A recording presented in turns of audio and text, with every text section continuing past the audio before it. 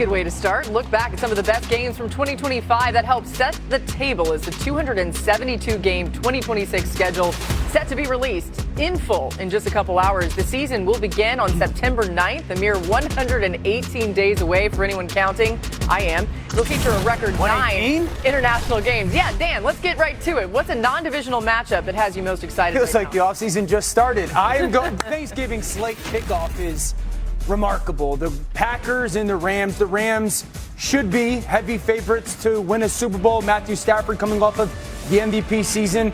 And the Packers, does Micah Parsons, is this the moment when he starts to finally recover from the ACL injury? This is when, at a point in the season, teams try to really start to declare who they are and what their playoff run is going to be. I think this game is going to matter very much so for who the 1 seed could be in the NFC playoffs. I don't know when this game is going to be played yet, but I'm intrigued by both of these squads. Neither one of them made the playoffs a year ago, and both quarterbacks are looking to come back with a fervor and show that they are the dude in the AFC. Burrow's been out, no postseason for 3 years. Mahomes, 1 year, coming back from the ACL. But I'm wondering if this game is late in the season, playoffs on the line, Bengals versus Chiefs. Once upon a time, just so recently ago, this was a big rivalry in the NFL. Yeah, I'm going with the Detroit Lions against the Buffalo Bills. The big thing for Josh Allen last season is where are the weapons? We know Josh Allen is one of the best quarterbacks in the National Football League. This is a big matchup. We saw the Detroit Lions have a bit of a regression after they lost both coordinators. For the Buffalo Bills, they have DJ Moore now. They have Skylar Bell that they got in the draft, as well as Khalil Shakir. With these weapons on the outside, they have a really good receiving core. So what will Josh Allen look like with a brand new coaching staff and brand new weapons on the outside? So glad you're with us today. It's a big day here. We've got NFL Live, but then at 8 Eastern, we are coming your way on ESPN to release the NFL schedule in full for 2026. It's going to be a whole lot of fun. Hawk, Peter, Dan, Kyle Brandt will join us. Adam Schefter is with us. We've got some great guests tonight, including Joe Buck, to talk through Monday Night Football. But let's get to some top scheduling stories as Adam Schefter does jump in here. What's up, Shefty? The week of Thanksgiving is shaping up to be an all-timer. What do we know at this point?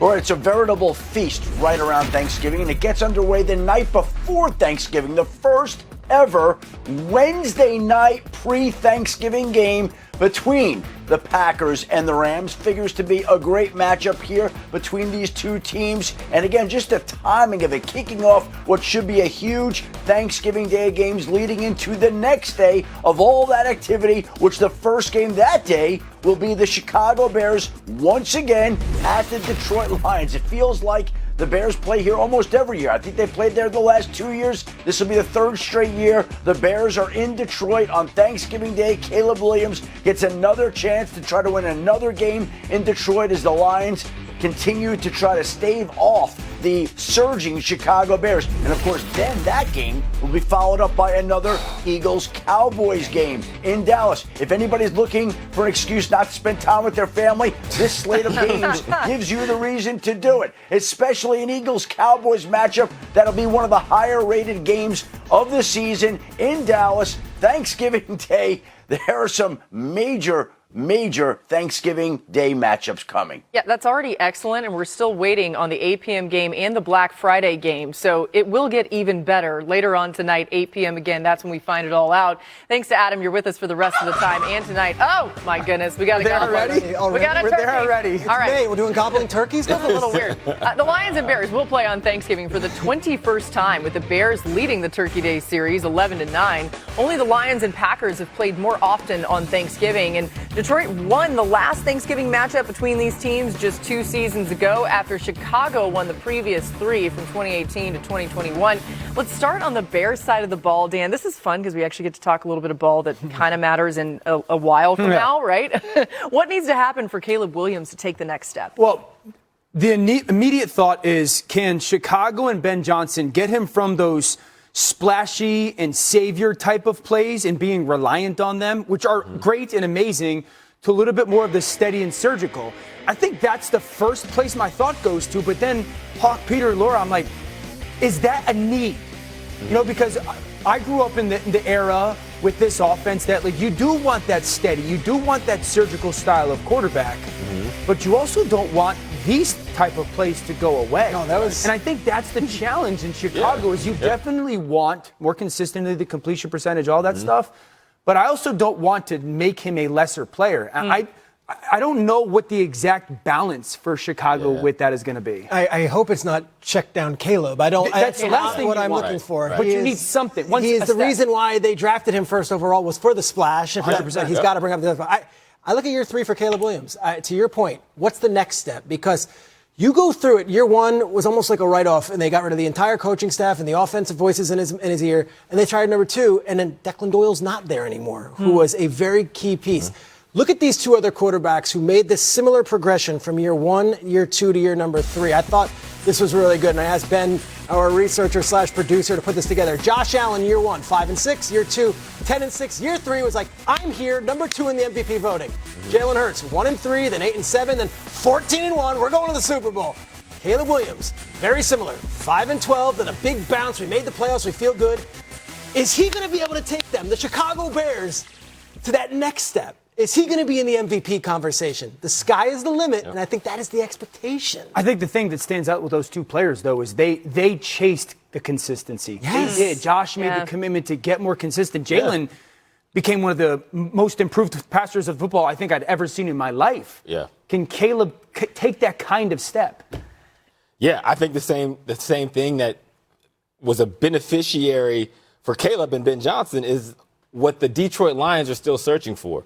Because when they lost Ben Johnson a year ago, that offense lost a lot of cohesion. It lost a lot of detail. It lost a lot of creativity that the Detroit Lions had thrived on. So now, with the new OC, Dan Campbell took over last year because they were having such issues. But now with the new OC and Drew Petzing, that's what they're looking for. So they'll go against this Bears team with the hope that they'll be able to show an offense that is not the regressive offense that we saw last year, but one that takes advantage of all the weapons that they have, from Goff to Amon-Ra to J-Mo to Gibbs to Pacheco in the lineup now. So I think that's the biggest thing for the Lions. Can they get back to that stature? The offensive line for me. I mean, that was revamped. 3 years ago. It was it was the unstoppable force. That's why Dan Campbell would go for it on 4th down all the time, because he could dominate the game. Who's going to be playing left tackle? Taylor Decker no longer there. They draft Blake Miller in the first round out of Clemson. Is he going to step in at right tackle? That's the big question mark. I agree with the offensive scheme for sure, but I don't care if it's Bill Walsh. If the offensive line doesn't get better, that team's not going to look like it had for the past 2 or 3 seasons before last year. You know, yesterday on this show, Lewis and Booger were bringing up, Peter, that maybe this team lost its way even just from like the toughness and grittiness factor last year a little bit. Did you see that? I mean, this has been a team that's been kind of built in Dan Campbell's right, you know, exactly. Like, and last year it wasn't it was kind of like, So I look at Drew Petzing is so fascinating to me. This is a guy who was the Arizona Cardinals offensive coordinator. They interviewed Mike McDaniel. They interviewed Zach Robinson. They interviewed Mike Kafka. Like, they went with the big name interviews, and then they hired Drew Petzing, who is not a household name. I will tell you this. When Drew Petzing got hired by the Cardinals, everyone around the league was like, oh, well, that's the next guy. And he and Kyler are going to be great.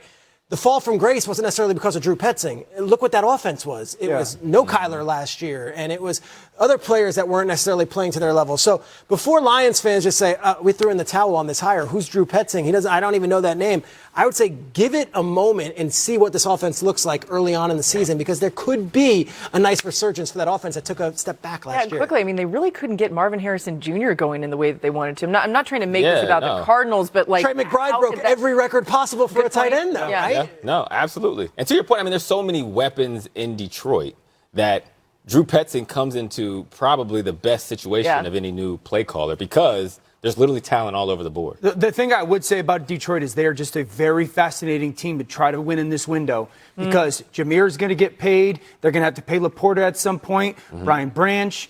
We'll see what they do with Jack Campbell. Jared Goff's going to want. Would you say the window closed, Dan? The window didn't close, but this is an important year for like this rebuild of Detroit to capitalize on some of those really early cheap draft picks. And just back to the schedule piece of all of it, the Lions 1-4 on Thanksgiving under Dan Campbell. We'll see if they can change that. Niners and the Rams opening the season in Australia. Sean McVay talked travel plans on the Up and Adams podcast. Who lands first in Melbourne, you or Kyle Shanahan? Definitely the Niners. Yeah, they're going when you heard that. When are they going? What, like a week early, allegedly, They'll land before us. They'll land before you. You're just going to scoop in. So. You're going to scoop in across the world. You know what? We haven't totally That's crazy. finalized. Well, we'll see. Yeah. What will you say? You know, did you say it was crazy before London, too? No, you correct. But you were there for like 12 seconds in London. Correct. This feels a we're little like further. SEAL Team 6. We're in and out before you know what happened. Oh, Peter, what do you make of McVay's plans? Well, it's funny. San Francisco came out right away, and we're like, we're going to go 9 days early. We're going to not be thrilled about it. Kyle Shanahan was very clear that this is not ideal for a football team to start the season and have to go 9 days before the season to Australia. But McVay hasn't even spoken about his plans, and I'll speak to him at some point. They have not, in print, done what they're doing yet. I will say this to that interview that he was just on. When they went to London last year, they showed up on Saturday afternoon, played on Sunday, and got the heck out of there. Whereas it looks like San Francisco might be doing a tour of the entire Gold Coast.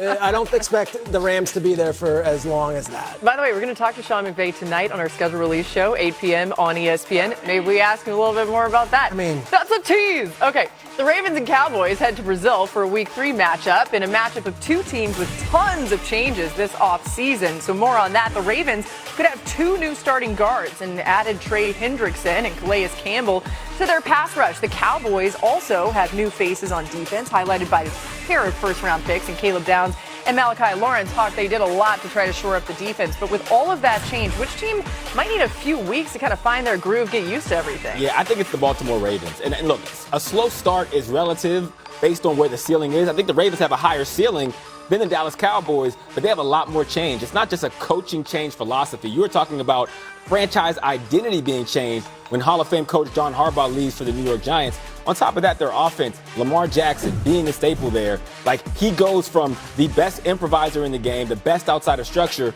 to a new young offensive play caller who is grounded in detail, grounded in structure. It's going to be some ebbs and flows for them to come together as a unit. Yeah, it's the third straight year the NFL has played a regular season game in Brazil. How about the Bengals and the Falcons heading to Spain for a Week 9 matchup? And after finishing 31st in yards allowed last season, 30th in points, by the way, the Bengals made big changes to their defense. They traded the 10th overall pick to the Giants for defensive lineman Dexter Lawrence. They also added Boye Mafe, Brian Cook, and Kyle Duggar to the defense. Cincy also used their first two draft picks on defensive players. Dan, I think we see a trend here, but what do all these changes on defense potentially mean for the offense in Cincinnati and the defense as well? Yeah, count me as one who thinks Cincinnati clear favorite, or one of them in the AFC to go to the Super Bowl. Ooh. I think those defensive pieces are huge. This is a brand new defensive line. Four new, potentially 5 new starters.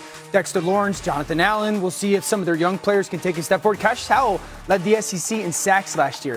If that defense is okay and that defensive line proves that young secondary that they have, I'll play a lot better. If that group's a lot better, then that offense will push 30-plus points per game with Joe Burrow hopefully being healthy. Cincinnati absolutely has the chance to go to the Super Bowl. Man, think about Joe Burrow finally having a healthy offseason at this point, too. He'll actually be able to go through everything that he normally would be. Yes, stay healthy, Joe. Minnesota, by the way, adding Kyler Murray to its quarterback room. The Vikings and 49ers heading down to Mexico in a Week 11 matchup. And this quarterback room, as I said, Kyler Murray, but J.J. McCarthy, Carson Wentz, and Max Brosmer. Last season, those 3 Vikings quarterbacks combined to throw 17 touchdowns and 21 interceptions. Kyler Murray had a better total QBR than each of the returning Minnesota trio, but all 4 had a QBR at least 10 points lower than the league average of 57. Adam, what do we know about the plans at quarterback in Minnesota? Well, the Vikings are saying for now it is an open quarterback competition, and we'll see how that plays out. But let's keep a few things in mind here. Kyler Murray handpicked Minnesota, and this was an opportunity that he was hoping to have. It came to him. He signed a 1-year deal there at the veteran minimum because Arizona's paying him. He knows what a year in Minnesota under Kevin O'Connell could mean to his future free agent chances. Look, J.J. McCarthy should not be overlooked or underestimated here, despite his struggles early on. But there are people around the league who believe that Kyler Murray has to be handicapped as the favorite right now to be the Vikings starter. It's going to be really interesting to see how he handles the team. I'm talking about J.J. McCarthy. They know him well, and Kyler's the new guy coming in, but ultimately, who's going to be their best chance to win? Next being released, NFL Network, ESPN. Adam Schefter back with us. Shefty, while we don't know the dates of the games, we do know some players will get a shot at their former teams this season. Take us through some of the revenge games that will go down in 2026. Well, Laura, revenge games are always great attractions, and there'll be plenty this upcoming season, starting with Kenneth Walker, the former Super Bowl MVP. going up against the Kansas City Chiefs, or the Seattle Seahawks' former team this season, playing for the Kansas City Chiefs. Should be a great matchup. Kenneth Walker's going to mean an awful lot to the Chiefs offense, and you know that game against his former Seattle team will mean an awful lot to him, with him knowing that he was going to be leaving there all season long. And then, of course, Malik Willis, the former Packers quarterback, will go up against his former team as the starting quarterback of the Miami Dolphins. He was part of the Green Bay migration to Miami that included head coach Jeff Hafley, general manager John Eric Sullivan, and now Malik Willis will have a chance to go up against his former Packer team at some point this season as the starting quarterback for the Miami Dolphins. And then, of course, Trey Hendrickson will go up against his former Bengals team. Now, of all the players that we talked about, something tells me that game will get Trey Hendrickson even more fired up than Kenneth Walker and Malik Willis will be for their particular games. We'll see how that works out, but Trey Hendrickson is being counted on to boost Baltimore's pass rush, help replace Max Crosby, help turn this defense around, do a lot of things in Baltimore, including going back to play his former Bengals team twice a season. Again, tonight at 8, we'll find out exactly when these teams are, but we do know some of these matchups. Hawk, I feel like you're perfect for the payback, revenge factor. Yeah, exactly. Sure. Is there a game you have circled that falls into this revenge category? It does. It's not a player, though. It's a coach. It's new Chargers offensive coordinator Mike McDaniel going against his old Miami Dolphins. Now, there's so much context to this because, as we famously remember, the Dolphins elected to select Tua Tagovailoa over Justin Herbert, right? A decision that, again, has kind of haunted Dolphins fans to some degree. Well, now Mike has teamed up with Justin Herbert, and he's coming in there with a new offense, a new quarterback, a bunch of new weapons. You mean to tell me you don't think Mike McDaniel is petty enough to try to break records? You remember the Denver Broncos game. His childhood team, who he was a ball boy for, they put up over 700 yards of offense, 70 points, and the most since 1966. This is a revenge game that I would circle if I'm every single NFL fan. Yeah, I love that. And I also love the fact that I think this is going to bring Justin Herbert to a new level that he's been capable of and just needed probably the guy to scheme it all up. Exactly. That's a good word for it. All right, you may have missed Dante Fowler signing with the Seahawks this week. Fowler was asked what sold him on coming to Seattle. He said, it was this message from DeMarcus Lawrence. If you want to win a Super Bowl, you should come here. Dan, is Seattle turning into a destination for free agents?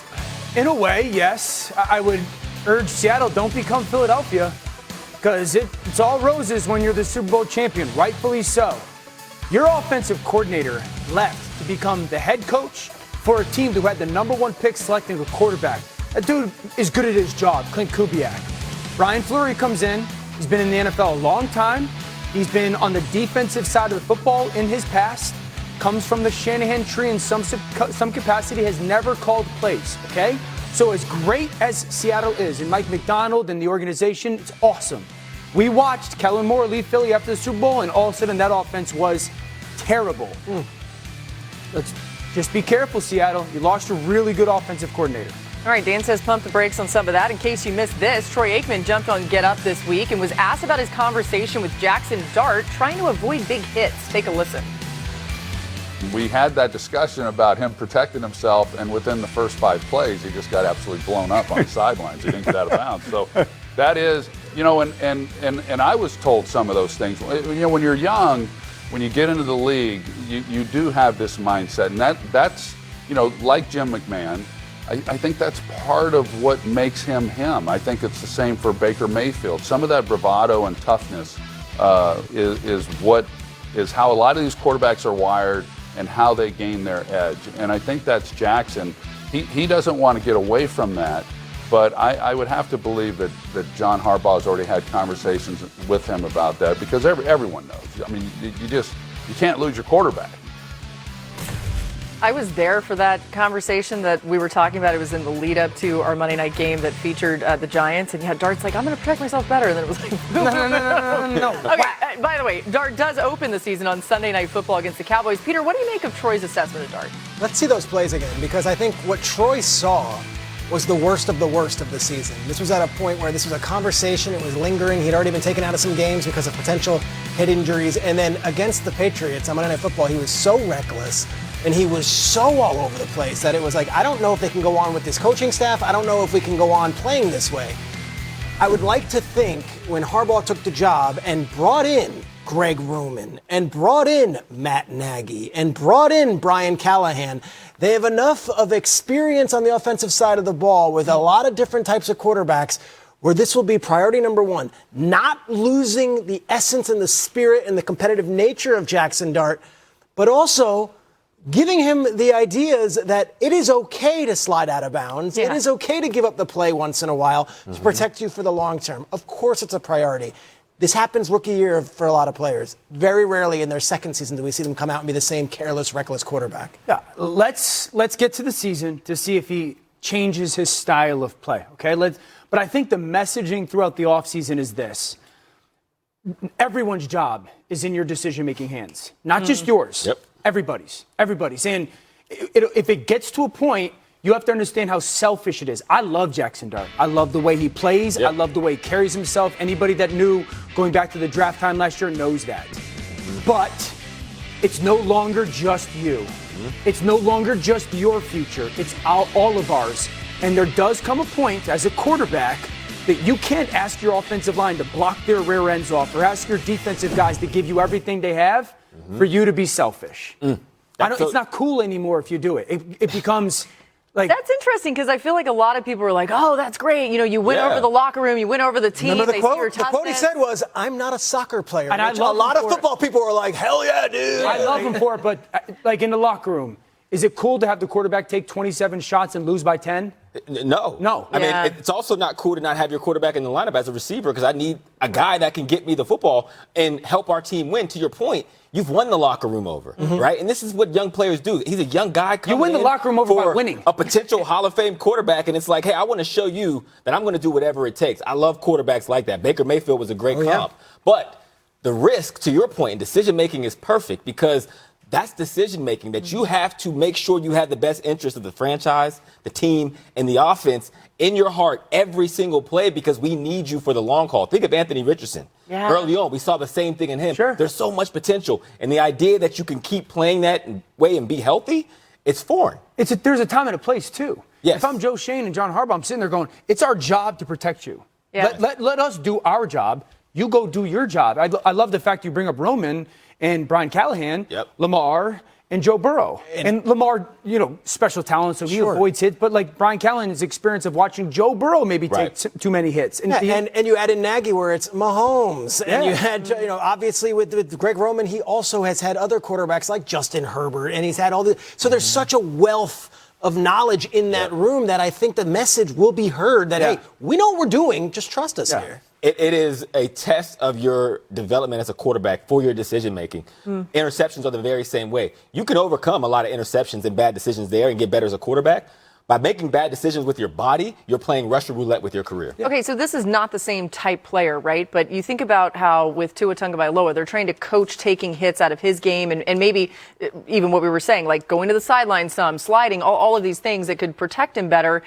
They did some of that. He made some changes. How hard is it to coach this out of a player? Like, how difficult is that? I think the challenge is you want to coach the recklessness out of him without the competitiveness out of him. And it's just you're talking through, you're watching film and understanding situations. You're in his ear during the game saying that we don't have to be overly aggressive. If it's 4th and 3 and we're going for it, this is a time that we want to make that decision. I think it's obviously for a quarterback, it's one thing. Look at our world, though. It's like, you guys are ex-players. You come into the game and you have your personality. It's almost like you don't want to overcoach them and say, like if I was to say to you, and you got this great spirit on air and be like, no, we need to know more about the route tree. Every time you we don't want to suck the joy out of it. Totally. No, and you don't want to take and that's real. That's a superpower of his. You don't want to take that away. That's for sure. But he's got to adjust in that regard. The Giants are one of the most fascinating teams when we look at the 2026 season. And Adam Dart is not the only Giant star dealing with injury. What do we need to know about the health of Malik Neighbors? He recently underwent a second surgery on the knee he injured last season to clean up some scar tissue, some stiffness, address that as well. And while it's not overly troubling to the Giants right now, and they're still hopeful that he'll be ready for Week 1 in the Dallas Cowboys and that Sunday night opener, that has to be a little bit disconcerting and troubling that your young star wide receiver needed to have a second surgery on his knee. That's not ideal. Not ideal for the Giants. Doesn't mean he can't be ready week 1. He certainly can be. But these are things that are all little dings on him, and you want to keep somebody as good and talented as Malik Neighbors is, as healthy as possible. Yeah, and remember, Neighbors got hurt in Jackson Dart's debut, so they've really only played one game together. Be interesting to see how. I could cut one of my feet off, Courtney, and Orlovsky won't be able to stay within 5 yards of me. Oh, ooh. Wow. I actually agree. I don't. Okay, all right. Yeah, I'm not going to fight this one. I knew you weren't watching that day. That's why I knew I could say it. That's why you said that? Athletically, no. A one-footed hawk is I would going just be hopping routes and just doing dance so ridiculous. Do you know I had a friend of mine, a guy named Isaac Sign, challenged me. I just learned how to ski. Challenged me to a down the mountain race, one-legged. He took off one ski and he only skied on one leg. And I beat him, just to be clear. So okay, I was going to say, this is going to help my case. Wait, you're better. Oh, but you're better on skis. Roll the video. Yeah. I'm pretty good on both. I could beat you in basketball.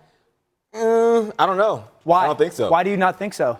Because you're not that athletic. Why do you think I'm not athletic? You are very athletic by like normal person standpoint. Dan, I would say check the tape. To me, though. What do you mean by that? I mean, normal people, man. Like, not professional football players. Oh, okay. We should do a whole, like, competition. Yeah. Let's just do it. I'm in.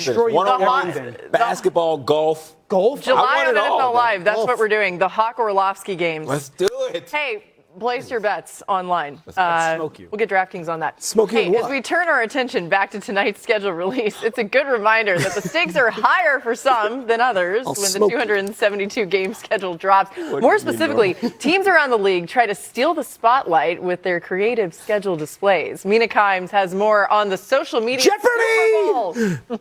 It's true. She is about to win Celebrity Jeopardy. We hope so. Come on, It goes Mina. down tonight